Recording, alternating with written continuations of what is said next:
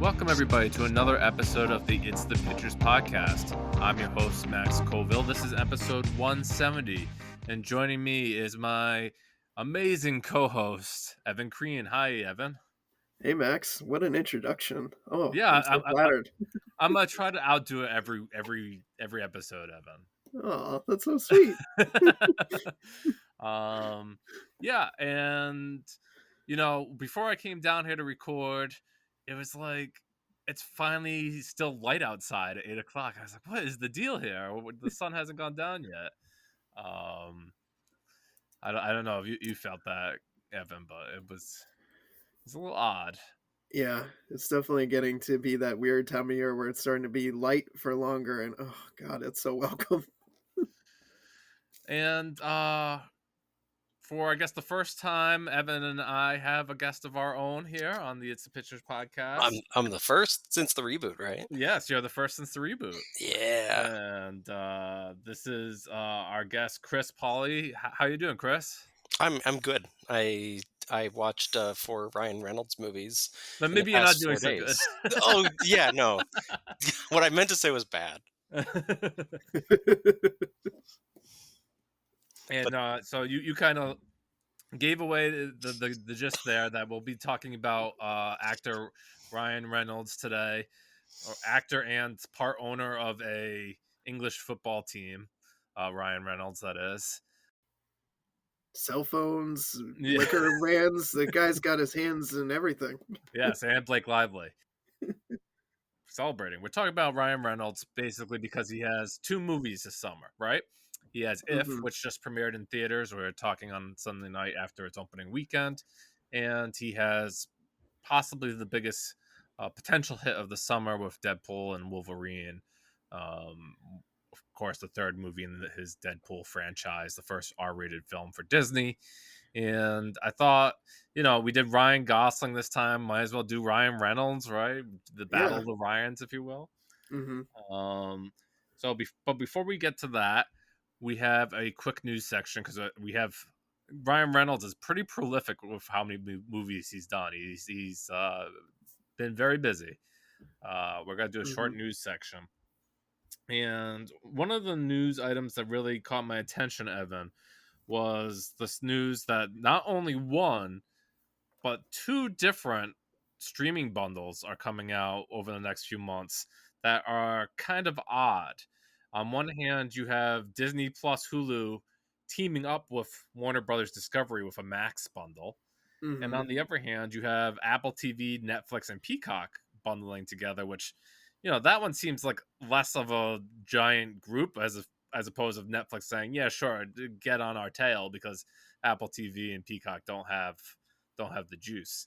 Mm-hmm. Isn't Xfinity releasing that bundle, the Apple TV, Netflix, Peacock bundle, or am I? Oh, I didn't know if it was. I didn't know if it was exclusive to Xfinity. I just knew that it was a bundle that was happening. Gotcha. Yeah, I read somewhere that Xfinity was releasing that to their customers, but I wasn't sure. I'm also not sure if that was exclusive. Yeah.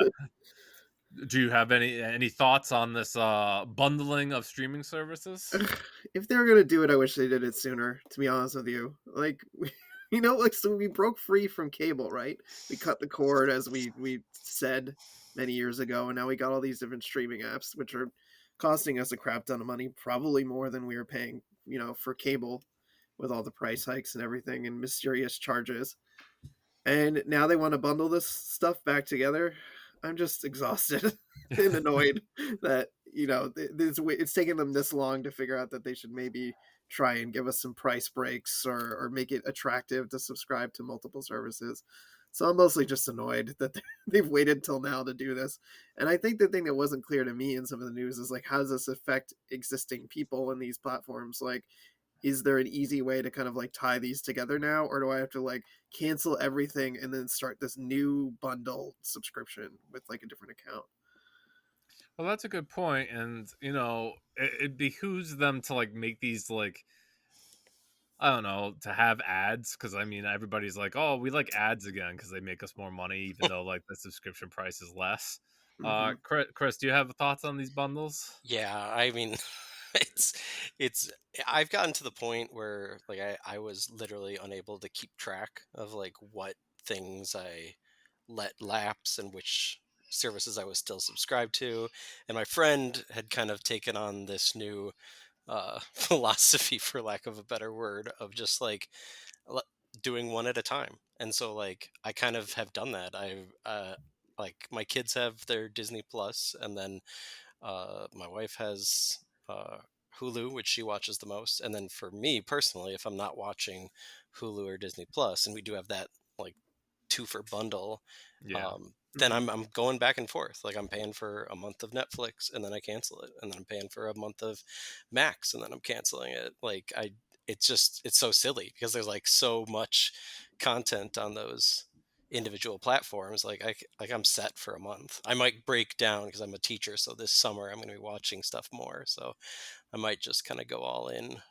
But Summer I vacay, right? yeah, but I mean it's ridiculous. It's I do think that it's too little too late, and I also think that like there's just it's they've made it clear by now that they don't know what they're doing. They don't None of these huge companies have a plan of any kind other than we want money, so let's keep trying different things, not realizing that at some point it's, gonna tip the scales. But I don't know, they swindled me out of a lot of cash for a long time, and I consider myself a reasonably intelligent person. So maybe that's fine for them, right?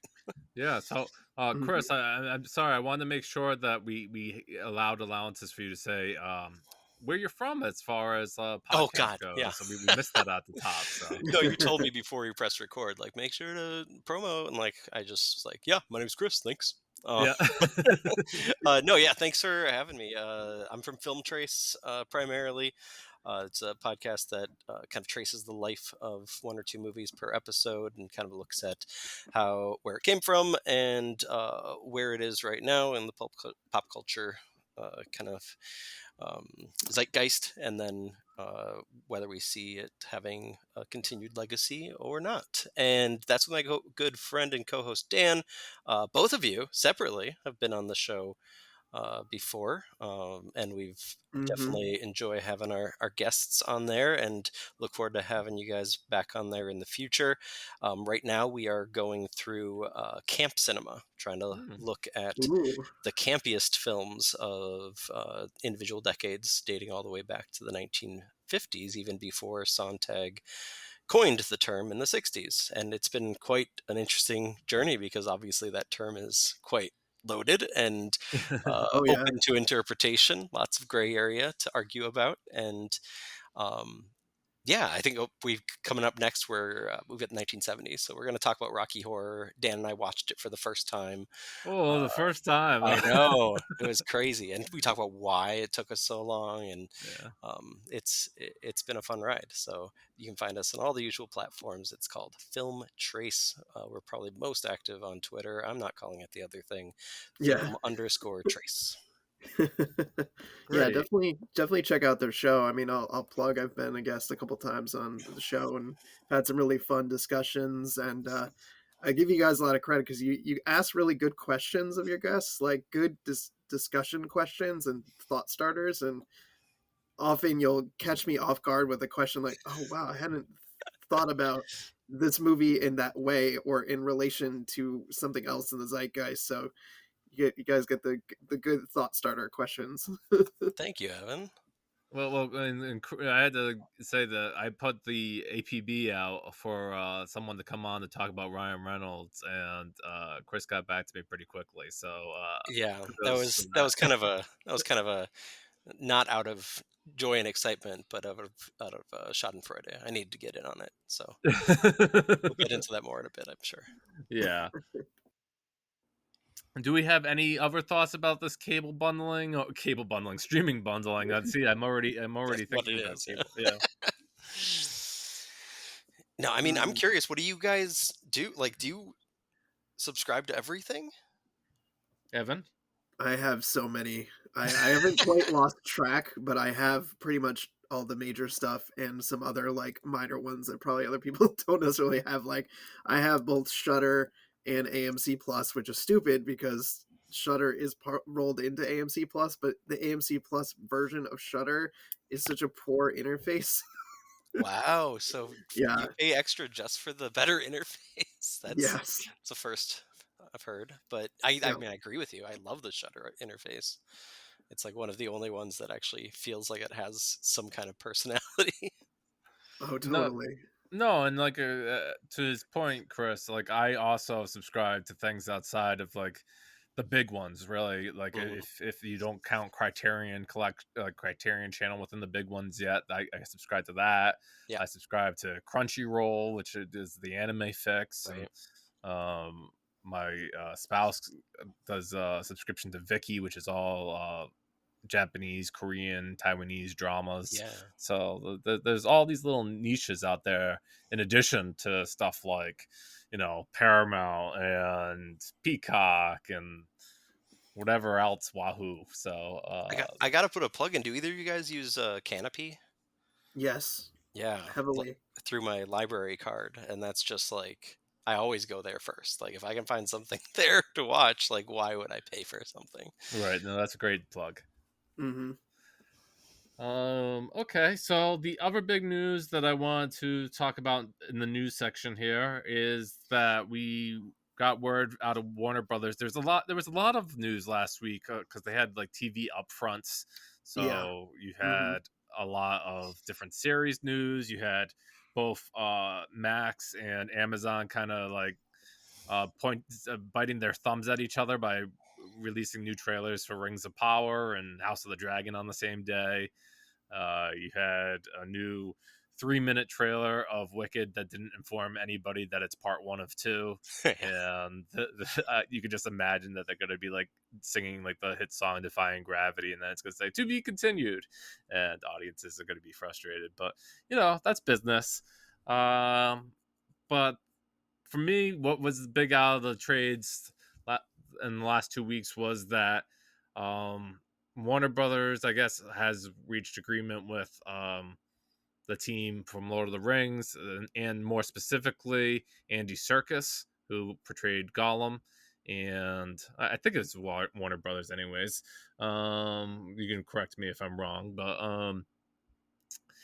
and Andy Serkis is going to do a story of Gollum, who he portrayed in the trilogy famously, and he's going to direct this one this time and uh, expand the story of Gollum. And I guess as someone who didn't even ever bother to see the third Hobbit movie because the second one, the first and second ones were so poor, um, I I guess I'll go see this. I'd be happy if it's just like a one-off movie and not like another trilogy because I can't do that with this. But we'll see.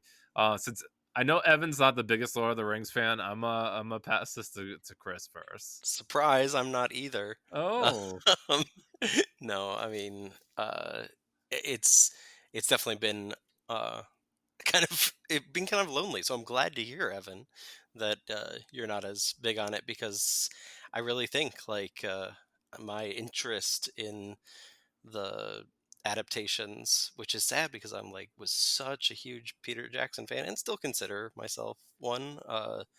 After Two Towers, I was just like, okay, that feels like enough, and like I can't even really. I don't think I've ever watched the Return of the King in its entirety, which feels really weird to say because obviously it won all the awards and is often considered to be kind of like one of the best cinematic trilogies. But I just never. I don't know. I mean, I think that like the source material is is so tapped out by now. I am concerned because I think Andy Serkis is a really talented guy, and I would love to see what he could do with an original idea. I guess I'm much more in the boat of like I don't even, I guess I won't see it. Like if you're I guess I will see it, Max, I'm a guess I won't see it. I don't really see any big reason to. But I get it. Like IP is king, so Yeah, right, and it's the same thing. Like we're supposed to be seeing what a 10 season Harry Potter series soon, Oh, to Jesus TV Christ. series too. So yeah, IP. But Yeah. Evan, I Oof. know that you're probably not super high on this, huh? No, I'm not a huge Lord of the Rings person. I also kind of fell apart somewhere in the middle of the Hobbit trilogy and didn't Yeah. see all of those. Um, so I don't think I'll be rushing to see this one. I do like Andy Serkis. I think he's a talented guy. I'm kind of in Chris's boat. Like, don't we have something else more interesting we could do? Right. Something else for him to do?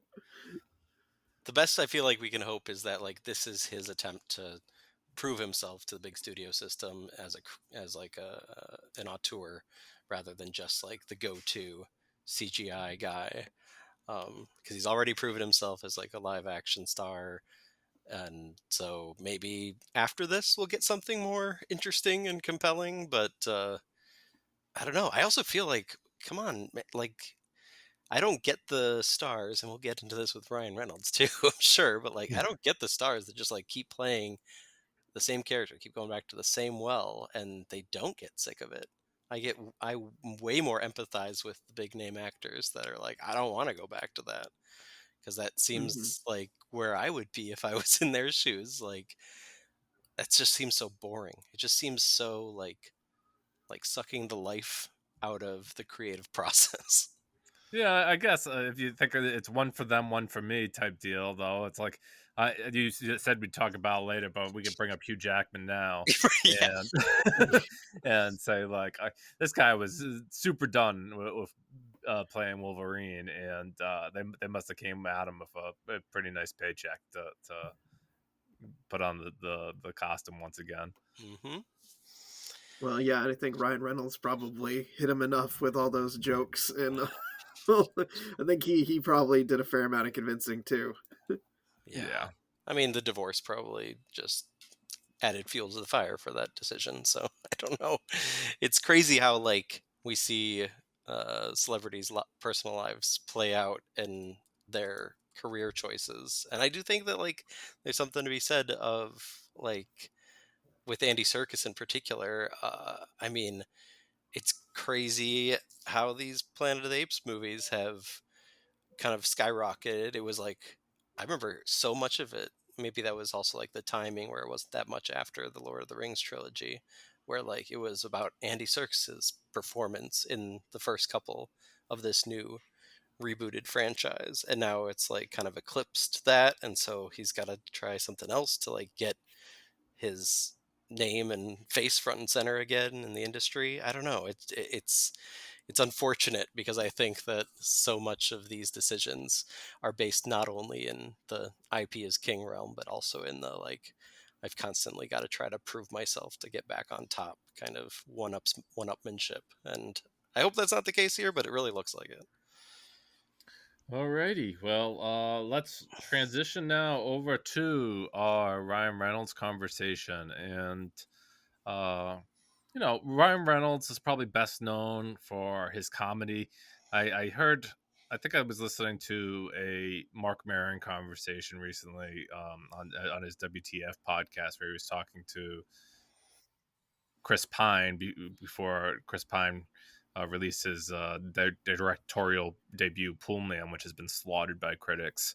But like they were talking about comedians, and I think I remembered Mark Maron saying that he likes Ryan Reynolds like physical comedy, and I think what it really makes Ryan Reynolds work is when he's given these roles that he can throw his whole body into and be ridiculous. And surprise, surprise, that's why Deadpool has become his calling card. It's the perfect vehicle for his type of humor, where he gets to be a little off base, he gets to get beat up, and do some ridiculous things, but still be charming good guy underneath it all.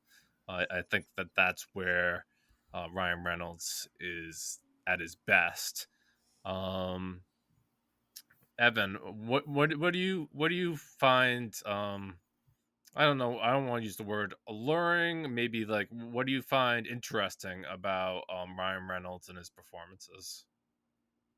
Well, I like that he is, at least as long as I can remember, has always had a good sense of humor about himself. I think he can crack jokes at his own expense. I think we're saying that he can be very physical. He can do slapstick. He doesn't play serious that often, but I think he can do it. A movie, as I was kind of scrolling through his filmography, that came to mind for me that was not his typical kind of role was Woman in Gold, where I thought he played kind of a very restrained character, and I thought he did really well with it. It was not the kind of character we're used to seeing him play, and I thought he was great. Hmm. I didn't even know that movie existed, but you're right, it Yeah, does look really good. opposite Helen Mirren, right? Mm-hmm. All right. And Chris, what's your first blush of Ryan Reynolds here? I mean, my overall takeaway is I like him better when I can't see his face. Um, but I mean, I was definitely introduced to him mostly with Van Wilder, but I also uh, really loved the movie Dick from 1999, and I mean, I almost got my computer out to like remind myself like what his big scene in that movie was, and so I started googling Ryan Reynolds Dick. I wouldn't suggest that. So I had to make sure to say Safe search 1999. on. Yeah, like, yeah.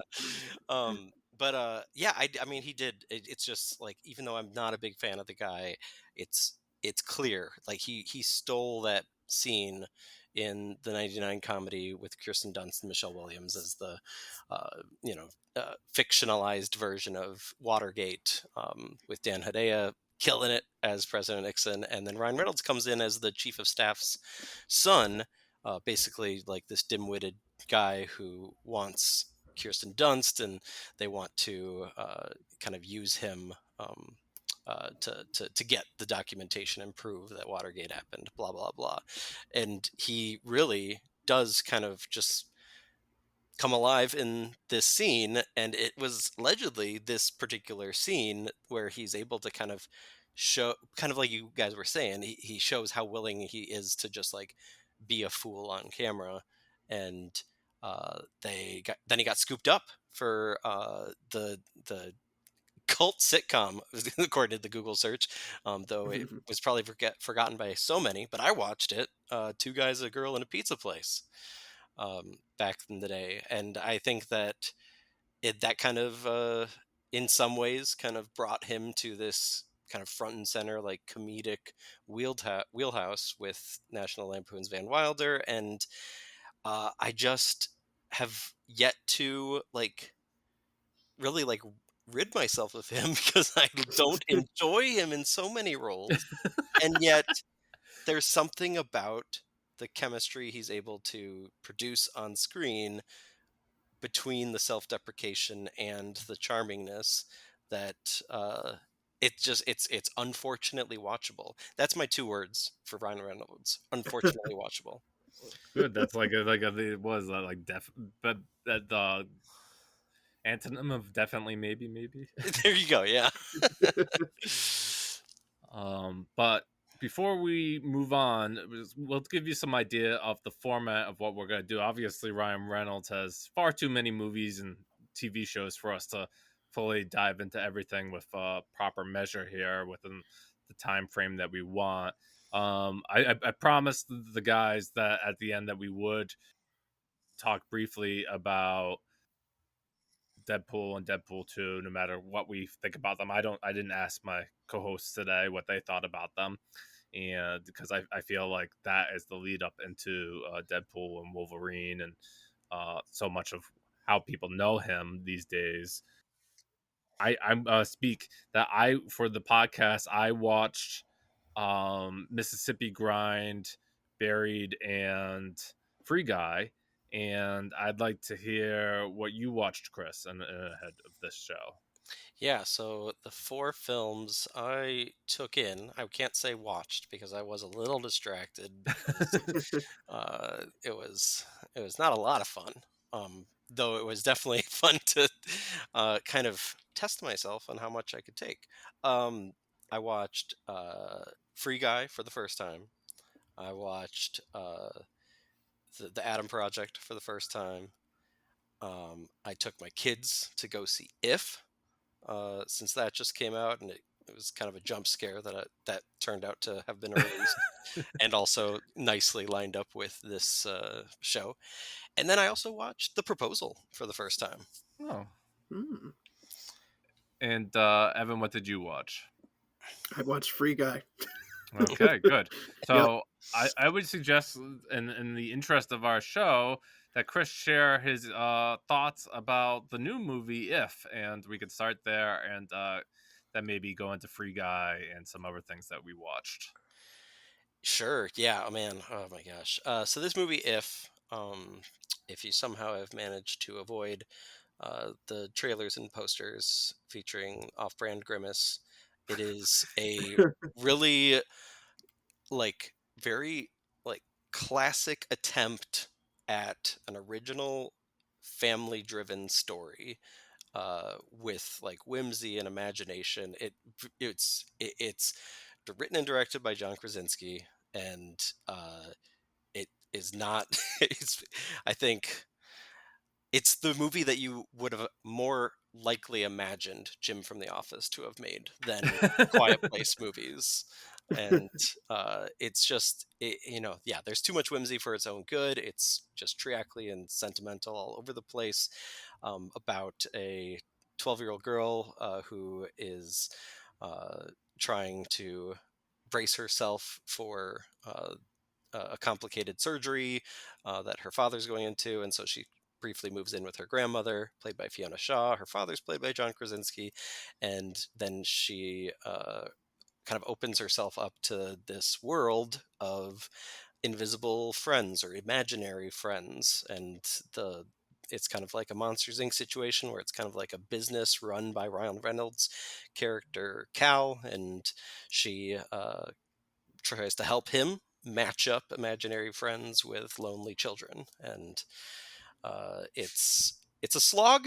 I took a brief nap in Act Two, and um, Just how uh, brief. I'd say approximately 25 minutes. Just enough to miss some key plot points, but not enough to really feel lost when I woke up. Um, and the thing that just really like it felt most off-putting about it, to be completely honest, is Janusz Kaminski does the cinematography.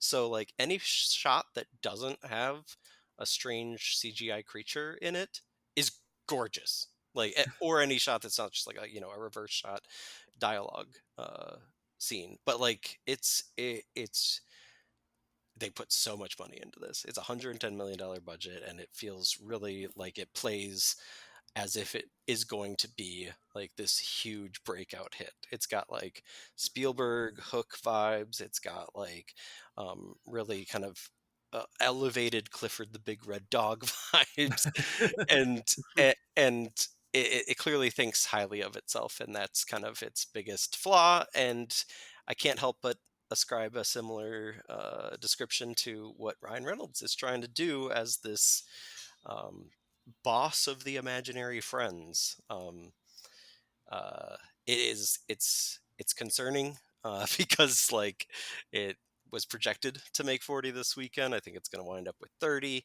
um, and I if there was anything refreshing and interesting about it, it was simply the fact that it wasn't previous IP. Um, and that my kids were excited about something that wasn't pre-existing IP. But other than that, it's just like I don't know. Louis Gossett Jr.'s got a decent voice role. Always Yeah, good to hear him. Chris, I heard one of the reasons to see the movie is to play a guessing game of who voices each if. Yeah, They must have had like called in every friend. right, right. Phoebe Waller-Bridge, Steve Carell plays Grimace, not Grimace. Um, it, yeah. I mean, that's one of the only like saving graces of seeing a lot of brain rot children's films, is to figure out who's doing which voice.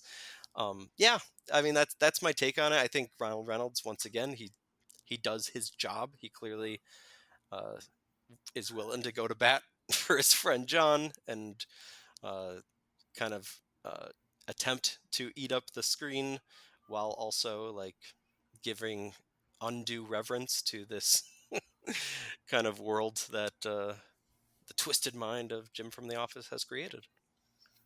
All right. Yeah, I think like for me, I was like, oh, is this a good children's movie to bring a small kid? I have a very small child, and then I was like, oh, there's a lot of parental death in this, like more Oh than yeah, it like hits you hard from frame one. yeah. I was like, yeah, maybe not this one. So I opted for another one. We did my child's first film today. We did a sneak of the Garfield movie, and Oh that's very much a kids movie. yeah, But she enjoyed it, so first movies are always so fun with the yeah. kids.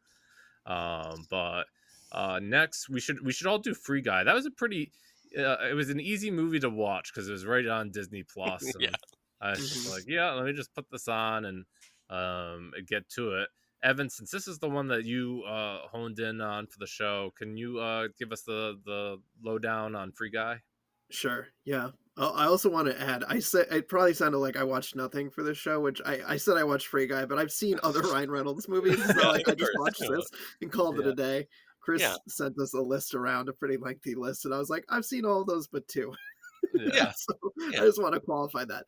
That said, okay, so Free Guy, the simplest explanation is that Ryan Reynolds plays an NPC, a non-playable character, in a large open world game, online game, and he develops sentience, and he realizes like, hey, I can bust out of my typical mode here, which is I work at a bank, and I go to work every day, get robbed, and then go hang out with my buddy, played by Lil Rel Howery. And he realizes, wait a minute, I don't have to do that. I can do other stuff. And he encounters Jodie Comer, who is one of the players in the game. And then there's this whole story in the real world about her and Joe Keery were developers who made their game, and they got bought out by Taika Waititi, and he stole their code and just, reskinned their game and left the whole engine running underneath and didn't give them credit. So she's trying to find proof of that in the game, and then she teams up with Ryan Reynolds uh, as Guy, and they bring down the whole thing from the inside. I think that's all the important stuff. yeah. I'd say that just about covers it. But on the surface level, Free Guy, it's entertaining movie, right? It's Hmm. has it has the action you want. It has a good amount of comedy. Um, but I think the problem ultimately with the movie is that it's a amalgamation of so many other movies. It's like when I'm watching it, I'm like, this is scenes right from Truman Show. I'm like, this is it's like it's not even trying. I'm gonna get Chris. Why don't you jump in here and since you watched this for the first time too. Yeah, I did not like it. It's I I kind of had low expectations going in because it had been discoursed to death on film Twitter upon its release, and then particularly when the one clip had gone viral of the MCU tie-in featuring Chris Evans, and uh, it very much played as a cynical attempt at trying to make itself seem like it was an original idea and was pro creative visions, and was very much not in the end. And yeah, it's like I don't I think it doesn't help that I'm not Gen Z and never was a gamer. Um, but I w- I've I just kept watching it and feeling like like trying to calm myself down internally, zen wise, and Yeah. thinking like this is not for me, and that's okay. Maybe it's okay. I hate it, but it's okay.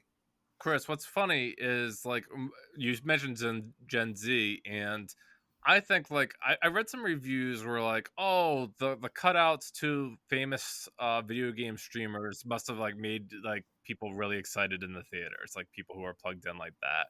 And I'm like, yeah, I vaguely know who these people are, but like when people watch this movie in 10 years, they're gonna have no idea. who these people were. That's like who the heck is Ninja, right? I mean, like I obviously have some awareness of who Ninja is and how I guess he doesn't talk to women that aren't his wife, but uh I think that like that was really like you're gonna really place this movie in a certain time and place, and like nobody is gonna get like half the references in this movie like further down the line. And like you say, your show Film Trace, right, looks at the examination of movies from like when they were to like future, and I'm like, this movie here is it's this moment, and that's it. It's Hmm. like they're trying to do Fortnite with like Truman Show and Matrix, and a really horrendous performance by Taika Waititi. Like he was Oh my god. obnoxious.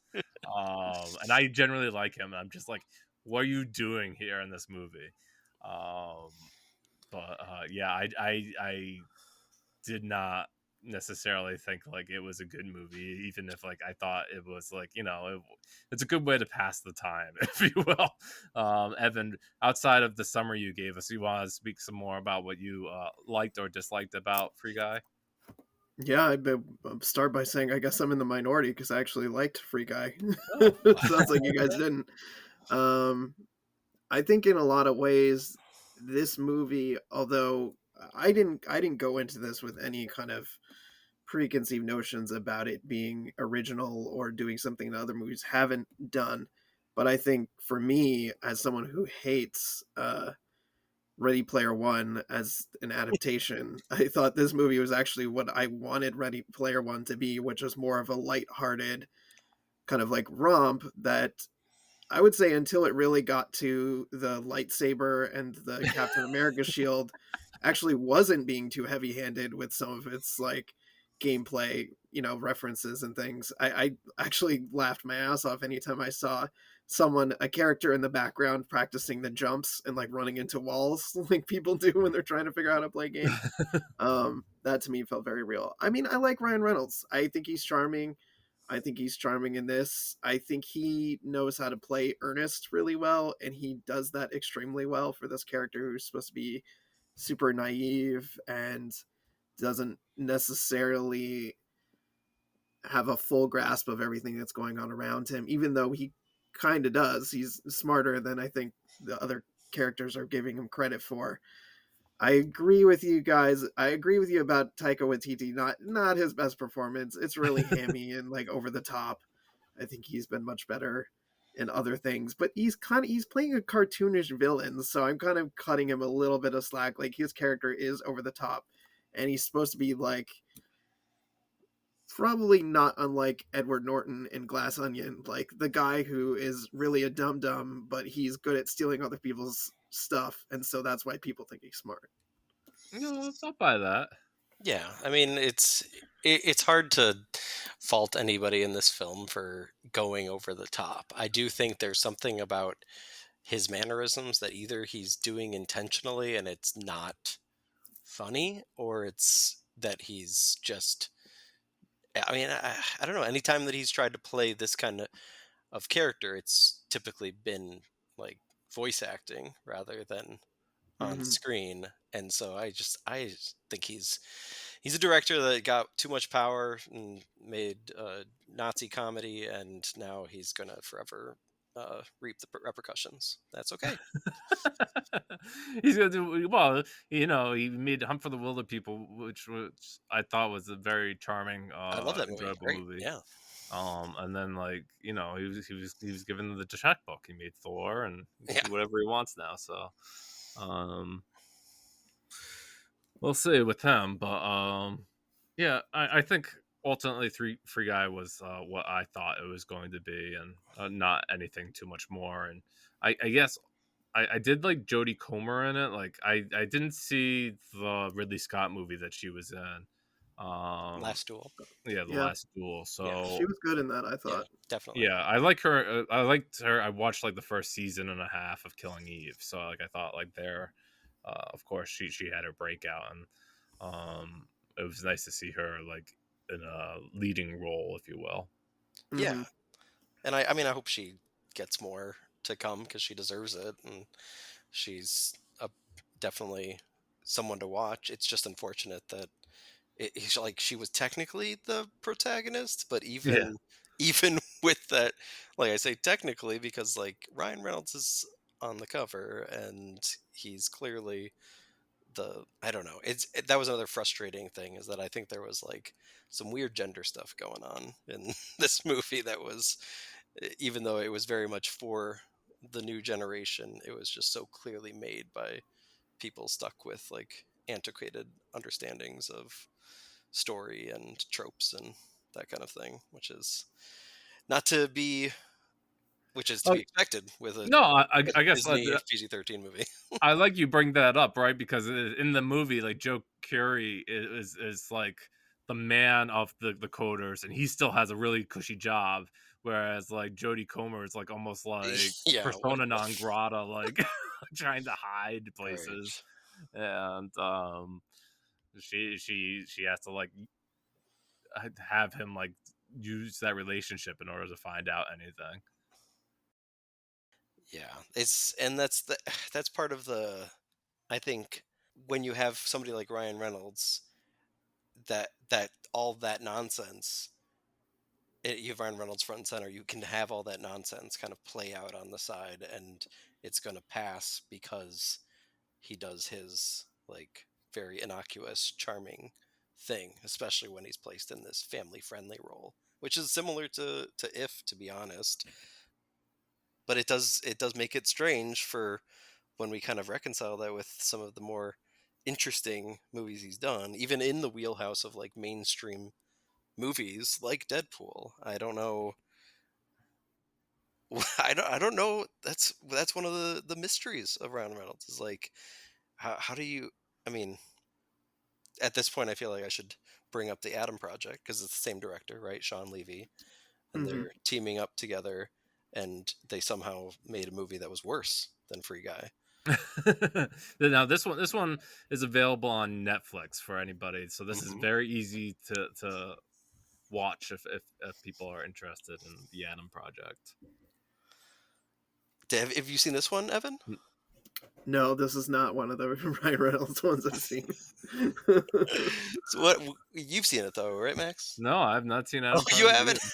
Oh my No. gosh. Okay, so I took one for the team, and Yeah. that's fine. It's Your country thanks you. Yeah. thank you. Yeah, yeah. That's who I do it for, America.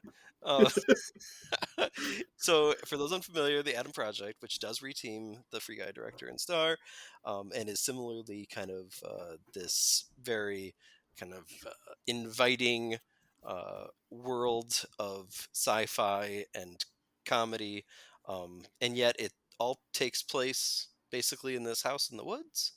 It very much feels like we're going to throw so much CGI and jokes and time travel talk at you that you're not going to notice that basically we made this for a dime. Um, but essentially, the premise is just like a very cookie cutter like combination of Top Gun and Back to the Future, where Ryan Reynolds plays a time travel fighter pilot that crash lands in 2022. He's from 2050, and he hides out in the backyard shed of his 12-year-old self's house with his mom being played by Jennifer Garner and his dad being played by Mark Ruffalo. And Catherine Keener is the evil former co-worker of Mark Ruffalo who is trying to track down both Ryan Reynolds and his girlfriend or wife, Zoe Saldana. And it's just a bunch of quippiness and pulling at heartstrings with like fake father-son moments. And it's like a Netflix original through and through. Like, like you knew if he Reynolds was also involved with Red Notice, so like he's this is not above him, and it's unfortunate because there was there continues to be moments in this man's career that you think like he's gonna do something because it's actually like a good story or a piece of art and but I think my illusions about that were finally shattered when my sons and I left the theater for If, and I was telling them that Ryan Reynolds was the voice of Pikachu. And they're like, oh, the only thing I knew him from was Mint Mobile commercials. And it's like, okay, yeah, that's who he is. He's a face and a smile, and that at Adam Project, it just kind of solidified that more so than any of these others, unfortunately. You said a lot of names that I like, so it's a shame Right? that. Oh my gosh. Mm. Catherine Keener says, "Give me my paycheck." Jennifer Garner says, like, "I'll be the sad mom if let me." It's a 13 going on 30 reunion, huh? Yeah, exactly. Mark Ruffalo. Oh my gosh. It's yeah. I think I'm curious to get your guys' thoughts on this. Of like looking at his career as a whole trajectory. Like there are these things that keep us coming back to him. Even people that are maybe a little more pretentious with movies than the average film watcher, and yet he he am I being too rough? He just like does so much garbage. Well, Chris, yeah, sure, but like I think like what saves him a lot is his charisma, Yeah, and one of them, for me, I made a purpose to pick out movies that like went against the grain for him, really, sure. that weren't a lot of what he does. And have either of you seen Buried or Mississippi Grind? No, I've wanted to. They've been on my list actually. I've seen Buried, but not Mississippi Grind. Okay, so Mississippi Grind, he plays like a co-lead. So I'll start with Buried.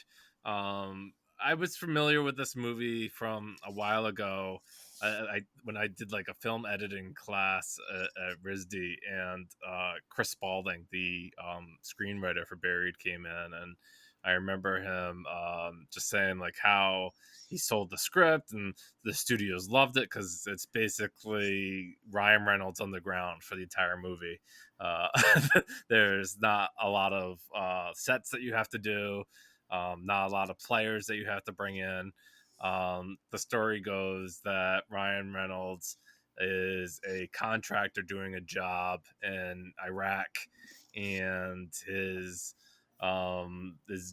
business that he's working for got raided, and most of them are dead. But he got buried alive in a casket with only a lighter and his cell phone, and he's supposed to be negotiating with his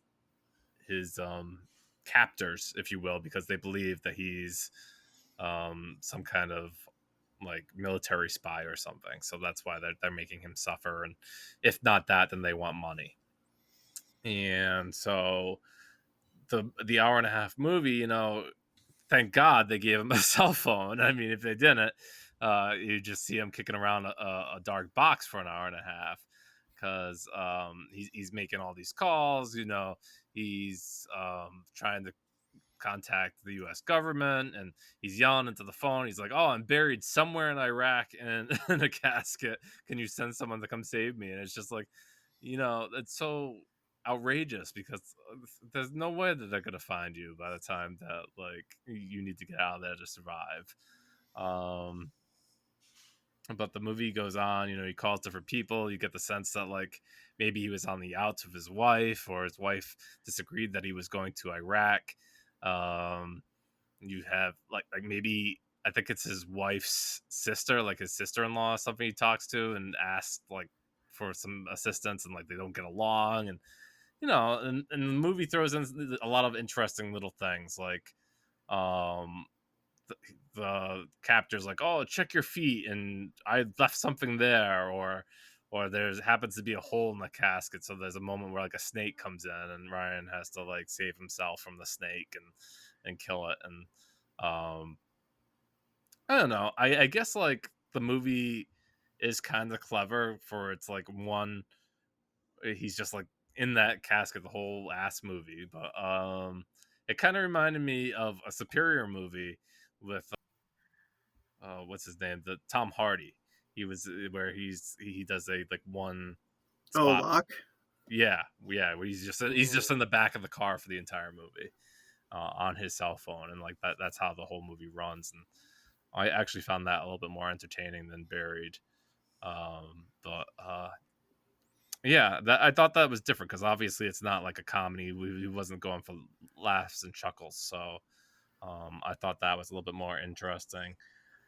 Yeah, the thing I remember about that movie uh, is that it did show. I think going back to your point, Max, about Ryan Reynolds' charisma, is that like even in this kind of non-comedic role, he is able to, which is impressive, uh, manage to keep your attention with that kind of very limited gimmick premise, and I think that that's worth stating.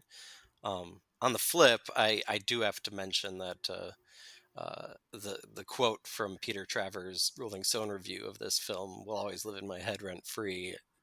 Said 90 minutes of being buried alive with Ryan Reynolds. Didn't we already suffer that in The Proposal? Oh,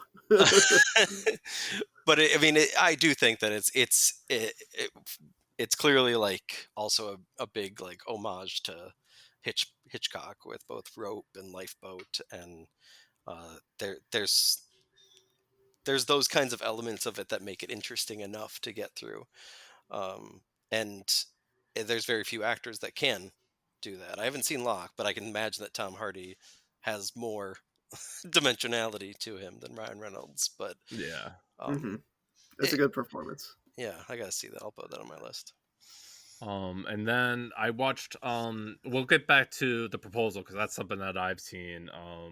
Chris, and I know that that was something you just watched. Yeah. But I watched Mississippi Grind yesterday, and this was directed by the directing duo of Anna Boden and Ryan Fleck, who would go on to direct the Captain Marvel movie. So this was like their indie before getting the big Marvel paycheck. This was Mississippi Grind was a A24 project, and it's about like a serial gambler and played by actor Ben Mendelsohn, and he's gotten himself such in the shit from his addictive gambling personality that typical things his wife left on me, he owes card sharks and what have you. But one evening when he's playing a poker game, Ryan Reynolds comes to his table, and I should say not Ryan Reynolds himself, but an actor, the character that Ryan Reynolds was playing. I think about that because of that game, that other card movie that came out with which the Amy's, was it Amy's Game or Molly's Game. Oh, Molly's Molly's Game? game. Yeah, Yeah. yeah, and they had like actual actors like playing cards. Right. Michael Cera. Um, yeah, so no, this is he's coming into as a character, and Ben Mendelsohn thinks he's good luck. They get into a lot of gambling together and have a good time, and um Ryan Reynolds' character finally mentions like, "Oh, let's go down to New Orleans, and there's a big tournament there, and we can win a lot of money, and hopefully you can get out of your debts." And you know what's in it for Ryan Reynolds' character? Maybe he's just like a kind of guy who wants to bring people good luck. So they go down together, and you know, I really think it's more Ben Mendelsohn's movie, and that's why I almost like hesitate to bring it up because Ryan Reynolds really does play a co-part in this, and Ryan like Reynolds does have his plot. Like he has a a hostess that he's interested in, but he can't commit to. Um, he's kind of just wandering around, going from place to place, and uh maybe he has some like hidden guilt or something buried underneath the surface. And but like the story really is more interesting to follow Ben Mendelsohn, and it's obvious like how much the directors of Mississippi Grind liked working with Mendelsohn because he's showed up in all their projects, and he's the Captain Marvel, and he's been in that other Marvel TV show with Samuel L. Jackson, Secret whatever. And yeah, so I don't know, like I remember like my past co-host John really liking this movie, but I was kind of like indifferent, and like the ending, last 15 minutes of this movie feels like a fantasy almost, because just like how it turns. And I don't know, I didn't love the ending. And um Yeah, it's I thought we'd be better. Like, there's good reviews for it, and people say this is like one of Ryan Reynolds' best performances, but I don't know. Hmm. I just wasn't wild about it. But I do like the proposal, so I am interested to hear what you had to say about it, Chris. Yeah, no, I mean, out of all the movies of his I watched, it was probably the one I did enjoy the most. Um, I think so much of it has to do, I kind of alluded to this earlier, but like if Ryan Reynolds has chemistry with the person he's sharing the screen with, he does tend to become more inviting to watch, and it becomes less about him mugging for the camera, which uh I mean, going back to the 99 performance in Dick, I mean, it was about his chemistry with Kirsten Dunst, and here it's all about his chemistry with Sandra Bullock. And I don't know how I exactly missed it. I kind of watched a lot of garbage in the late 2000s, and yet I think this movie kind of had a unfair reputation as being so terrible, and it may, or maybe like we just are in this weird, you know, post-apocalyptic version of 2024 where we like look fondly on those Oh no, cookie cutter rom-com no, yeah, formulas. no, it's a cute rom com. Evan, have you ever come across this one? I've only seen bits and pieces on TV, so I haven't seen it. But I was when I do see the bits that I've seen actually have enjoyed. Yeah, I mean, like there's one bit I think like I'm thinking back on that movie because I've seen it like two or three times now, and like I think there's a bit where there's like a grandmother of the family or something, and Sandra Bullock has to put on this like rain dance Right. outfit, and I was like, oh, that's terribly ridiculous. But the premise of the proposal, right, is that Sandra Bullock is like this really like uptight boss who's really difficult to work with, and nobody likes her, and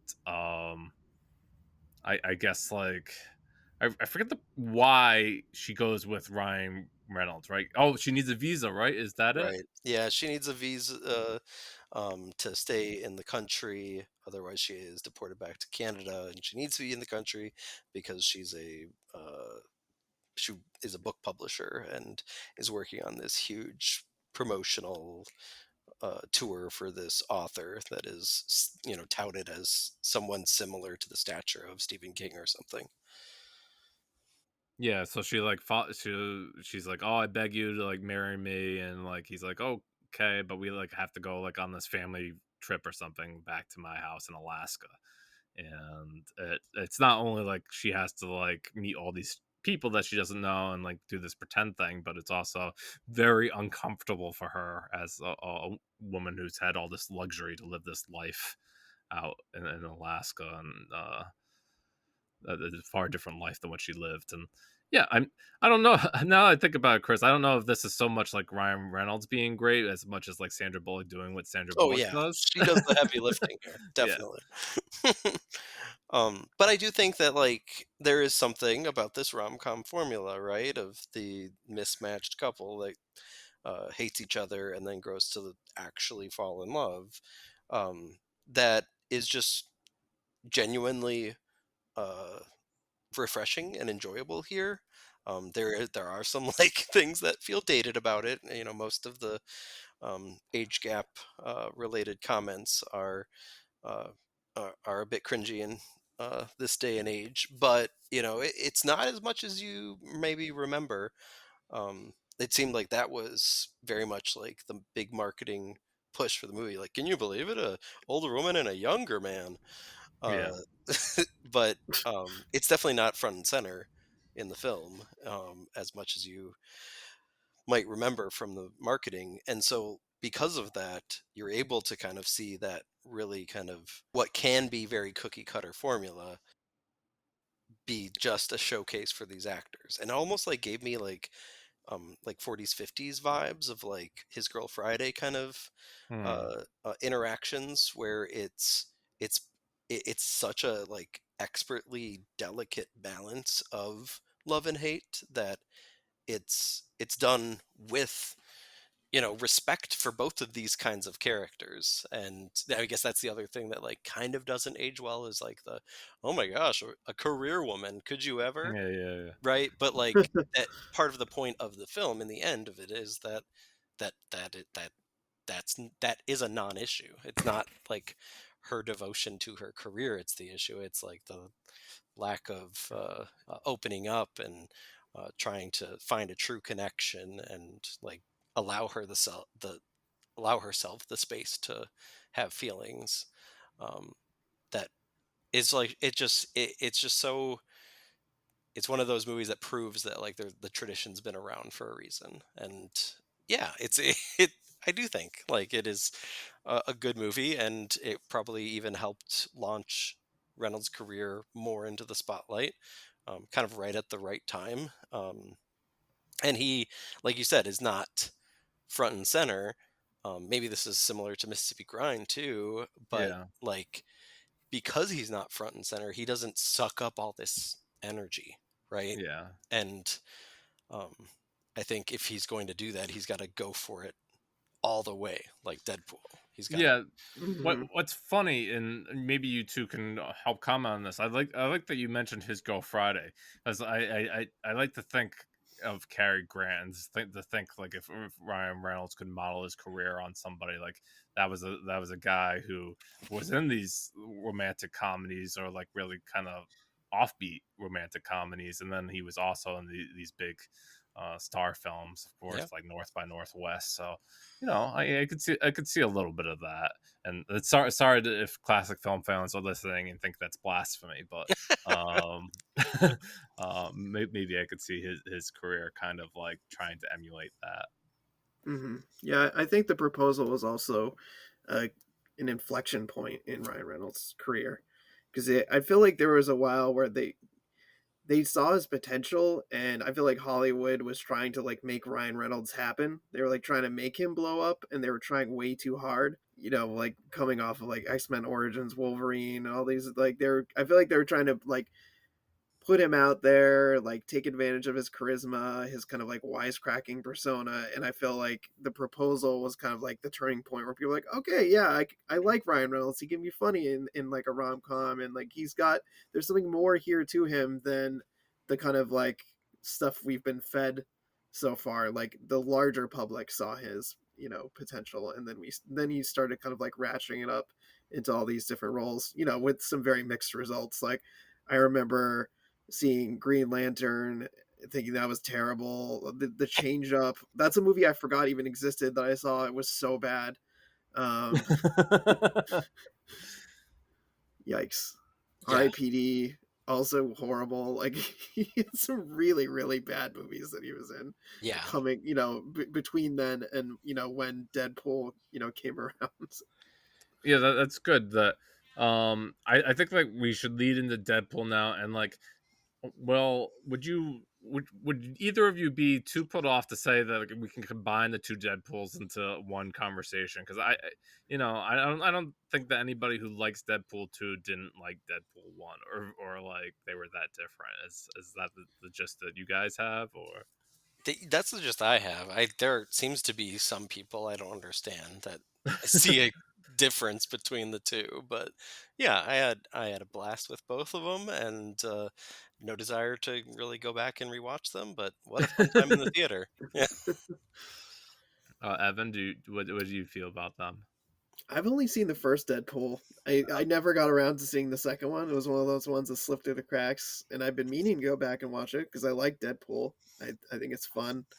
I kind of feel like Ryan Reynolds would probably tell you that's the role that he was born to play. It's the one Yeah, he's most excited about.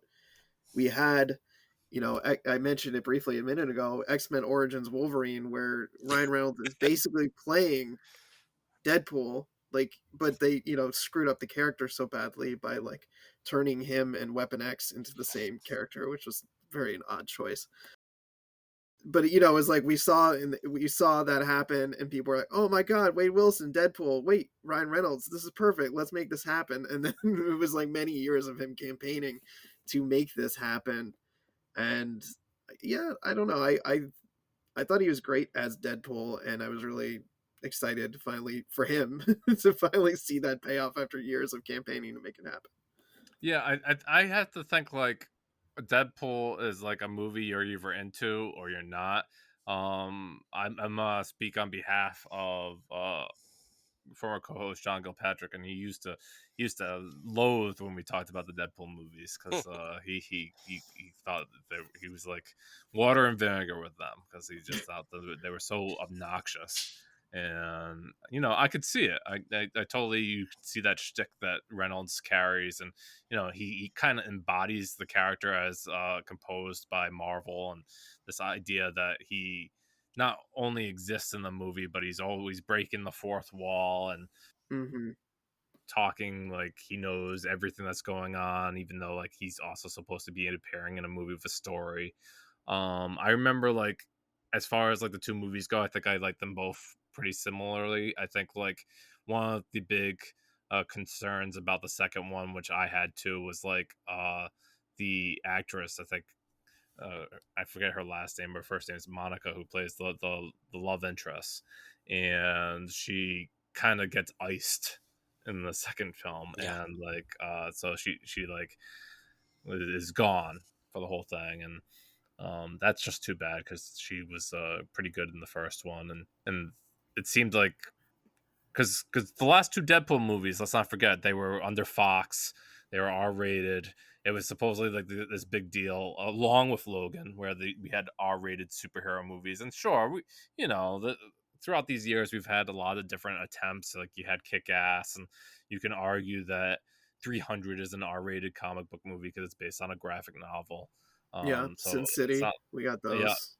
yeah, so it's not like we haven't had R-rated comic book movies, but this felt like something different when Deadpool came out, and you were like, "Oh goodness, they're really going for it, blood and guts, and no hold bars." And I think the first one launched on like Valentine's Day, and like became like one of the biggest like February releases ever. And um, it was just like it's been a fascinating story, and it fits Ryan Reynolds perfectly, like this idea like a guy who's like indestructible and can get beat up no matter what, and but he's also like really crass and obnoxious, and um I use those terms to describe Reynolds, and that's exactly what I think of when I think of him. And people have just loved that character, and uh I guess that's one of the things that makes now his new collaboration with Disney, and this R-rated Disney movie so exciting for a lot of people.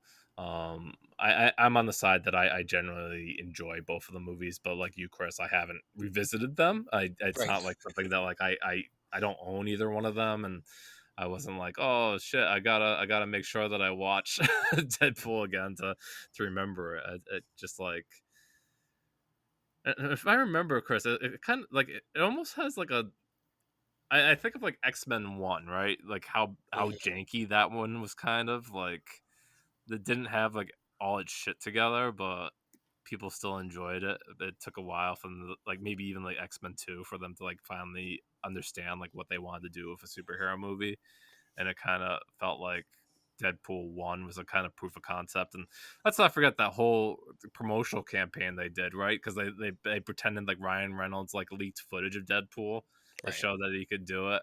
And like supposedly that's what like made the film get greenlit. And I'm like, come on, you believe that? Like they didn't already Right. have it in the works, Yeah. but Yeah. There's a lot of kind of internet and fake guerrilla marketing that went into trying to make the movie turn out to be like uh, more transgressive than it actually is.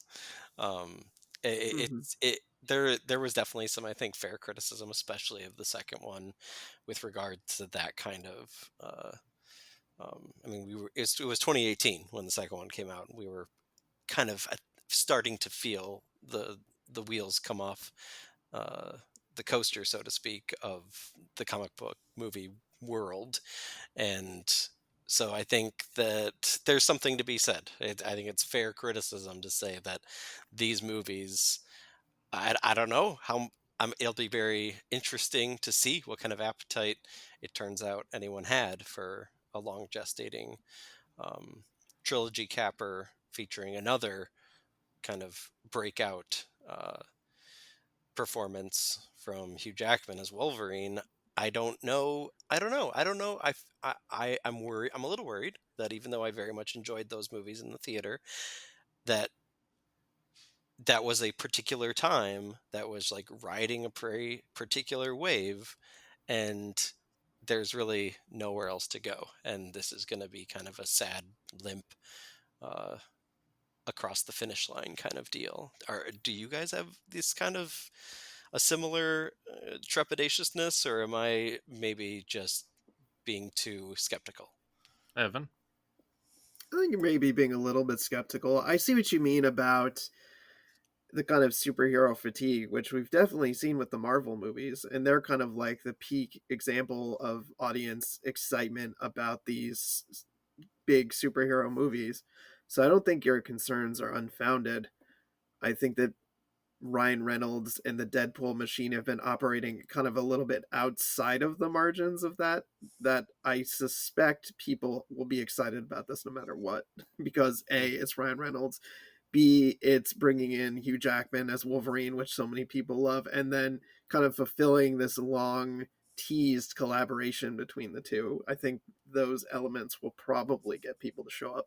And I have to say, I'm probably also being a little bit overly optimistic because that's one of my picks in this year's box office game with Max. So he's already kicking my butt in the game. So I gotta hope that Deadpool and Wolverine pulls through for me.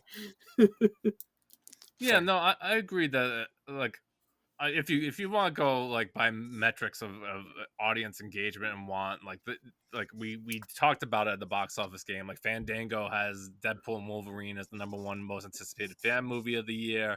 You know that the trailer's been viewed X amount of times, probably only second to like Joker. You know that film also has a rabid fan base. So I don't know if audiences are going to shove their nose up at it. I just wonder whether or not it will be a good movie ultimately. Yeah, and I think that's part of it too, not just the success financially, but just like because I feel like there's that I don't know. Maybe we need to I don't want to get too into it because like I not only have superhero movies fatigue, I perhaps have superhero discourse fatigue as Well, now well. you might have Ryan Reynolds fatigue. Oh yeah, definitely. I mean, I would like to see this Mississippi Grind movie, but maybe in 20 years or so. Um, but I was already, and this is I'm coming from somebody that was the classic like targeted demographic for the rise of the MCU because I collected comic books in the 90s and very much was all on board with everything Marvel until like it became clear that there was there was nobody manning the ship, and it became this overbloated mess of interconnected narratives and uh, mediocre TV shows. So I agree that Deadpool and Wolverine perhaps you know, will be on the outside of all that, and yet there's still so much still interconnected, especially since there's been so much more like uh, combining and changing of hands. Um, and this one, I can't help but also just state it's Sean Levy again. David Leitch did the second one, and Tim Miller did the first one, and neither of them are like huge like auteurs by any means, but this is the first time now where not only do we have the fatigue that has set in, not only do we have the long gestation time period, not only do we have the like kind of weird 14th coming of Hugh Jackman as Wolverine, but also the guy that made the Atom Project and Free Guy.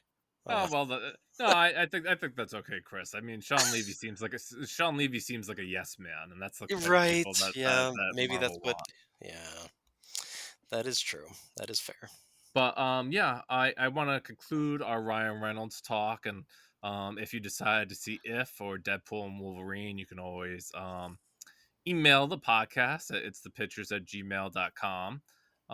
You can let me know how much you love Ryan Reynolds or hate him at MH Colville on Twitter. I'm on MH Colville on Blue Sky.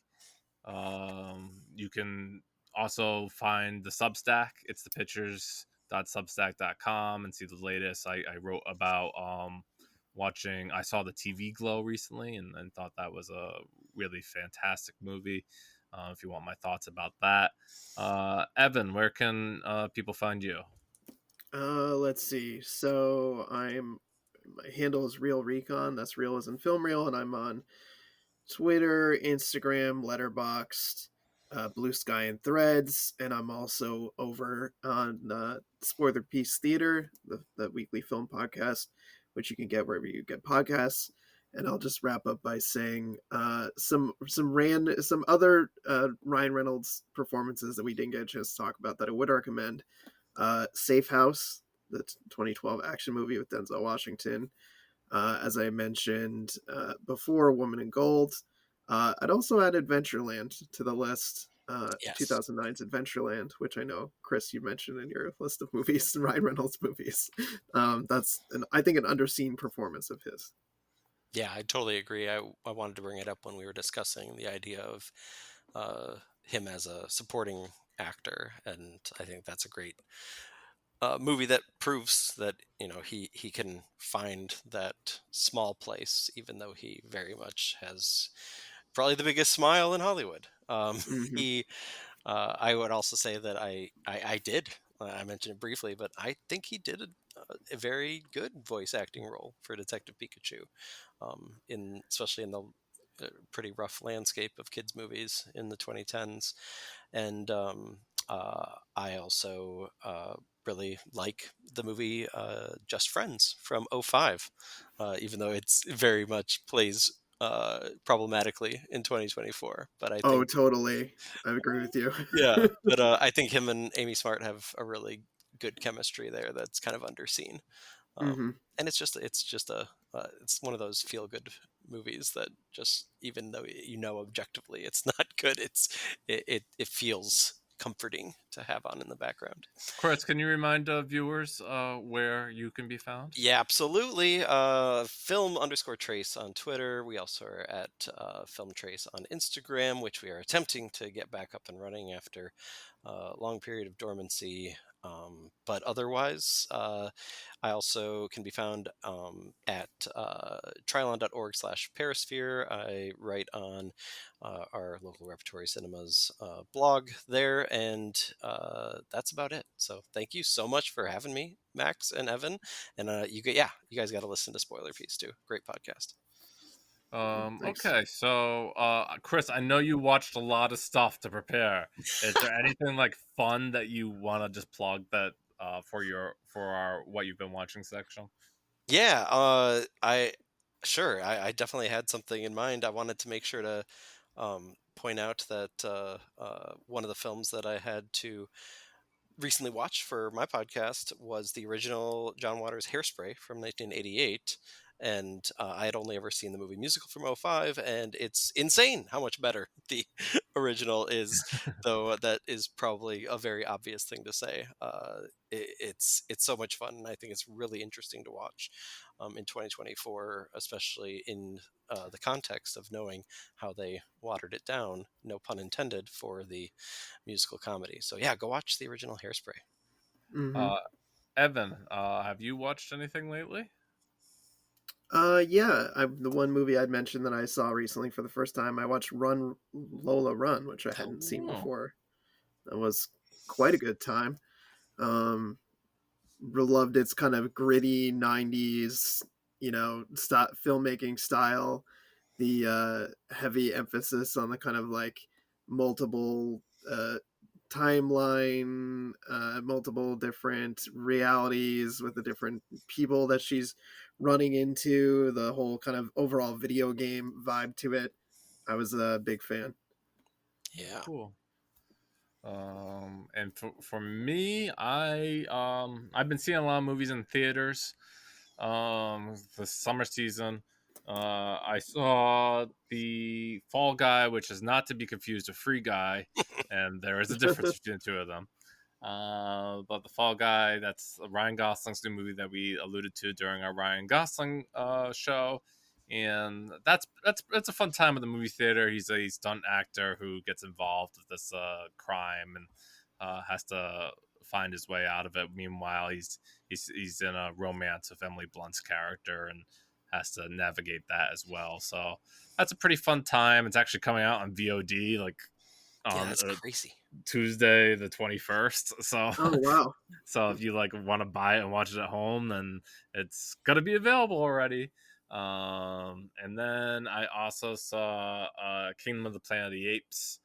Um, this is the new entry but from West Ball, and it follows some new characters after the fall of Caesar, who was the Andy Serkis character we followed in the previous new trilogy. And the idea here is again another ape civilization is kind of like doing their own thing, and they run into a human, and the human she's I think her actor name is Freya Allen. She's in The Witcher. She plays Ciri, and she's kind of like hiding things from her new ape friends, and they end up getting captured and by this like almost like king ape, and his name's Proxima, and he has this whole kingdom of tribes that he tried to like rule over, and they're at this military base where I guess there's hidden military secrets that the apes desperately want to get into, whereas Freya Allen's character desperately wants to keep the apes from them. So I don't know. It was another entertaining entry in the ape series. I think like it's probably like the fourth or fifth best one of these. I think like Dawn of the Planet of the Apes is probably like the high water point of like the most recent ones. I saw something recently that said that the original 68 Planet of the Apes was like below Dawn of the Planet of the Apes. I don't know if I'd go that far. But yeah, yeah, if you haven't seen Dawn and War of the Planet of the Apes, like those are definitely two recent entries that are worth seeing, and Kingdom's just kind of fun. I guess that they know how to work these movies. Evan, we talked about the box office game, and this one did 50 million on opening weekend, just like all the other ones. So this one has like that built-in audience, and I guarantee we'll see another Planet of the Apes movie in another few years. So they'll keep on making these. But yeah, that's what you've been watching, and Evan, thanks again for co-hosting with me. The Ryan Reynolds episode has been fun. Yeah, it's been a great time. Always excited for the next episode, seeing what we're gonna come up with. Okay, and Chris, again, thank you for joining us and being our guest on this episode. It's been a lot of fun to talk Ryan Reynolds, and hopefully, your suffering is over, and you can take I'm a break free. from I'm Ryan free. Reynolds. Thank you. Yeah, you can detox now. All right, thank you, everybody.